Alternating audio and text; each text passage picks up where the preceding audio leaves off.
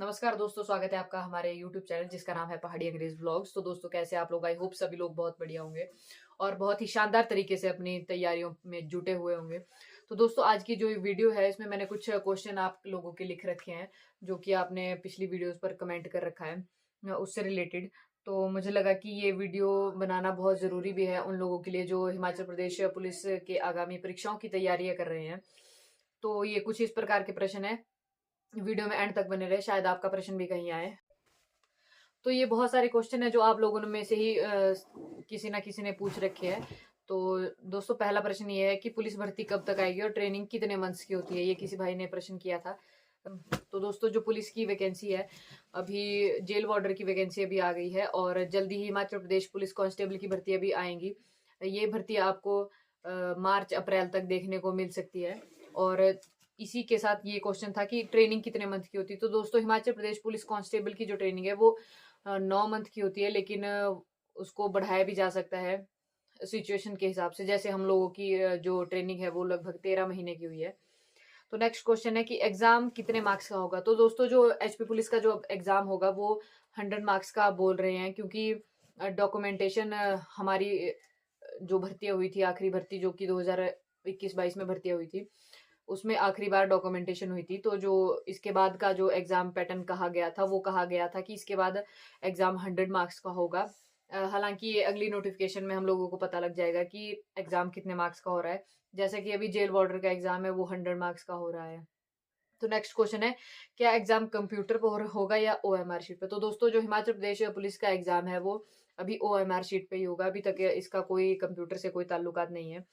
साथ में एक और प्रश्न पूछा है कि क्या पुलिस में भी सीईटी होगा, यानी कि कॉमन एलिजिबिलिटी टेस्ट। तो अभी इस तरह का कुछ नहीं है। जो हिमाचल प्रदेश पुलिस कांस्टेबल का जो एग्जाम है वो डिपार्टमेंट ही लेता है। हिमाचल प्रदेश पुलिस विभाग स्वयं इस एग्जाम को कंडक्ट करवाता है, तो इस पर अभी कोई सीईटी एग्जाम नहीं होगा। ठीक है। फिर एक किसी का क्वेश्चन था, मेरी बहन का ही, एनसीसी के मार्क्स हैं या नहीं। अब देखो, अगर जो एग्जाम है वो 100 मार्क्स का होगा तो एनसीसी के मार्क्स ऑब्वियसली नहीं होंगे।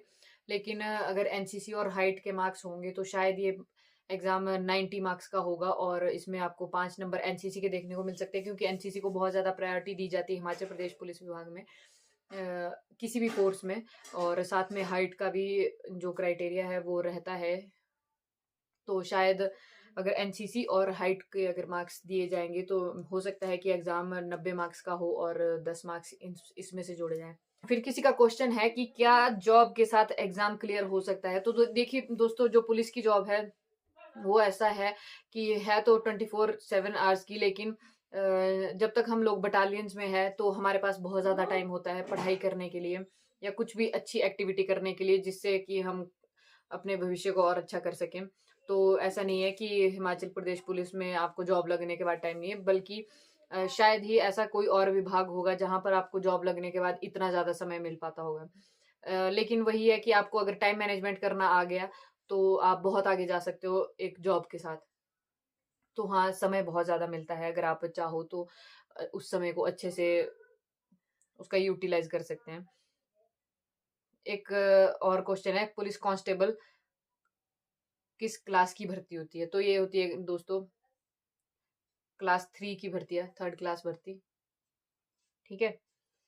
एक और क्वेश्चन है, एज क्या रहेगी भर्ती की। तो जो भर्ती की एज है वो, वैसे तो जो पिछली बार हम लोगों की भर्तियां हुई थी तो 25 साल की उम्र जनरल कैटेगरी और ओबीसी कैटेगरी के लिए थी और 27 की उम्र हमारी एससी और एसटी के लिए थी।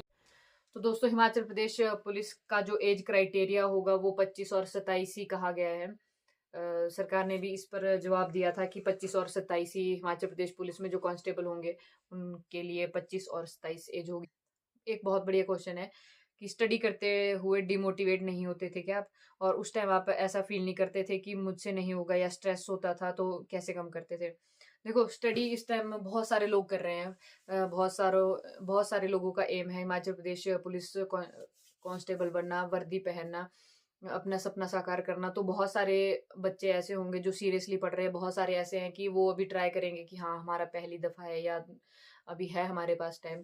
और कुछ होंगे बिल्कुल ही नॉन सीरियस की, मतलब हाँ वो सिर्फ फॉर्म भरेंगे और पढ़ाई भी नहीं करेंगे और सिर्फ एग्जाम देने आ जाएंगे। तो ऐसा होता है। तो बहुत कम होते हैं गिने चुने लोग जो इस तरह का स्ट्रेस लेते हैं, वही शायद कामयाब हो पाते हैं। तो ऐसा नहीं कि स्ट्रेस या डिमोटिवेट कोई नहीं होता। हम लोग भी, मतलब मैं अपनी बात बताऊँ तो मैं बहुत ज़्यादा डिमोटिवेट होती थी और बहुत बार होती थी। तो जब भी मैं डिमोटिवेट होती थी तो उस टाइम मैं किताबें ही खोलती थी, कि डिमोटिवेट हम क्यों हो रहे हैं? क्योंकि हमारे अंदर से कॉन्फिडेंस बाहर नहीं आ रहा है कि हम इस चीज़ को नहीं कर पा रहे हैं। लेकिन जब हम पढ़ाई करेंगे और हमारे को लगेगा कि नहीं, हम इस चीज़ को कर सकते हैं, क्योंकि अब जब हम पढ़ाई करने बैठते हैं तो 1-2 घंटे बाद हमारे अंदर खुद से एक सेल्फ कॉन्फिडेंस हमारे अंदर बिल्ड हो जाता है कि नहीं, हम इस चीज़ को कर सकते हैं, हम इसको फोड़ सकते हैं।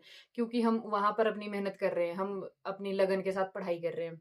तो जैसे ही हम थोड़ी देर के लिए पढ़ाई करने बैठ जाते हैं तो वो जो स्ट्रेस होता है कि नहीं होगा, वो कहीं न कहीं इस चीज़ में बदल जाता है कि नहीं, हो जाएगा, हम कर लेंगे। तो जब भी आपको ऐसा लगे ना कि नहीं होगा, तो थोड़ी देर रिविज़न करें, जो कुछ आपने पढ़ाई कर रखी है उसको एक बार रिवाइज़ करें। जब आप उसको रिवाइज़ करोगे ना तो आपके अंदर एक सेल्फ कॉन्फिडेंस आ जाएगा कि नहीं यार, इतना कुछ याद कर रखा है मैंने, कहीं न कहीं से क्वेश्चन आ ही जाएँगे और मेरा हो जाएगा। और साथ ही साथ जब पढ़ाई करते हो आप लोग, पढ़ाई करते-करते ऐसा हो जाता है कि नहीं यार, कंटिन्यू नहीं बैठ पाते, दिमाग खराब हो जाता है, और ये सबके साथ होता है, ये किसी एक इंसान के साथ नहीं होता है। जो लोग भी पढ़ाई करते हैं, इवन जब मैं पढ़ाई करती थी, तो मेरे साथ भी बहुत बार ऐसा होता था। तो अपने माइंड को थोड़ा चिल आउट करने के लिए थोड़ा बाहर घूमें, अरे मतलब कहीं भी आस-पास अच्छी जगह पर जाएँ जहाँ पर कि ठंडी हवा लें, चाय पिए, कॉफ़ी पिए, थोड़ी देर यूट्यूब पर वीडियोज़ देखें, पर ये नहीं कि आप इंस्टाग्राम खोल के वहीं रीलें देखने बैठ गए हो, फिर बहुत देर तक आप रील्स स्क्रॉल कर रहे हो, वो आपका टाइम वेस्ट कर देगी। अपने टाइम को बाँध कर रखिए अपने हिसाब से, कि हाँ, मैंने इतने टाइम कोई चीज़ करनी है, तो उसको उतने टाइम ही करें। अब आपने अगर वीडियो देखनी है या यूट्यूब चलाना है या कुछ भी चलाना है, तो उसके लिए आधा घंटा रख लो बस, कि हाँ, आधे घंटे में मैंने ये सब कुछ देखना है। वो चीज़ आपको स्ट्रेस भी आपका रिलीज़ कर देती है, हाँ, स्ट्रेस कम कर देती है, वीडियोज़ देखना आपका कम करती है। तो आप उसको थोड़े टाइम के लिए रखिए, ये नहीं कि आप बस एक बार वीडियो में चले गए तो उसके बाद जब तक नेट पैक खत्म नहीं हुआ तब तक आप वापस नहीं आ पाए।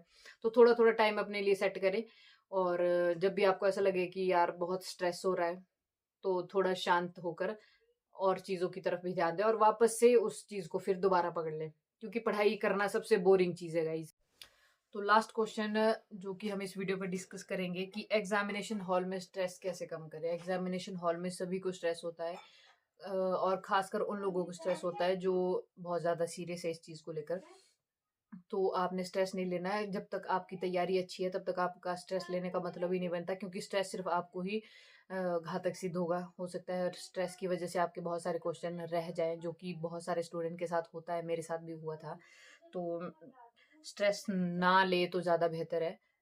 उसके लिए आप क्या कर सकते हैं कि क्वेश्चन पेपर में जो सबसे आसान सब्जेक्ट आपको लगता है, हिंदी, जीके, इंग्लिश, जो कुछ भी आपका सबसे लगता है कि हाँ, आप उसको जल्दी से कवर कर सकते हो, जो आपको अच्छी तरह से आता है, जिस सब्जेक्ट पर आपकी पकड़ अच्छी है, उस सब्जेक्ट को सबसे पहले सॉल्व करें और जल्दी से, फुर्ती से सॉल्व करें। वहाँ पर अपने लिए और क्वेश्चन के लिए ज़्यादा समय ना दें, जल्दी-जल्दी से सॉल्व करें, ताकि आपका एग्ज़ाम जल्दी समय पर हो। जब आप अपने साथ घड़ी लेकर रखेंगे, आपका टाइम एक्यूरेट रहेगा कि हाँ, अभी आपके पास समय भी है और आपका एग्ज़ाम भी बचा हुआ है, तो उस टाइम को अच्छे से मैनेज करके आप दिमागी स्ट्रेस से बाहर आ सकते हो। ये ना हो कि आपके पास टाइम भी कम बचा है और क्वेश्चन ज़्यादा है, तो आप कहीं न कहीं स्ट्रेस में आ जाओगे और वो कुछ अगर आपको आता भी होगा, तो वो आप नहीं कर पाओगे, और ये गारंटीड है आप नहीं कर पाओगे। ऐसा नहीं है, एचपी पुलिस का एग्ज़ाम ईज़ी आता है, लेकिन उसको कम समय में सभी क्वेश्चन कर पाना, यही सबसे बड़ी दिक्कत है। तो उस पर आप थोड़ा ध्यान दें। इसी के लिए मॉक टेस्ट की सलाह मैं आपको बार-बार देती हूँ कि मॉक टेस्ट लगाया करें, ताकि आपको टाइम के अकॉर्डिंग कितना, कैसे, किस तरह से करना है, वो आप सीख सको। तो दोस्तों, आज की वीडियो यही थी। आई होप आपको वीडियो पसंद आई हो। तो ये वीडियो स्पेशल आप लोगों के लिए ही बनाई गई थी। आई होप आप वीडियो को एन्जॉय कर रहे थे। तो वीडियो पर एक लाइक, और जो भी आपके नेक्स्ट कमेंट है वो कमेंट बॉक्स में डाल दें, और 8000 सब्सक्राइबर पूरे होने की खुशी में हम क्यू&ए रख रहे हैं, उसमें भी कुछ इसी तरह के प्रश्न हैं, उन्हें भी हम डिस्कस करेंगे। तब तक के लिए धन्यवाद। जय हिंद दोस्तों।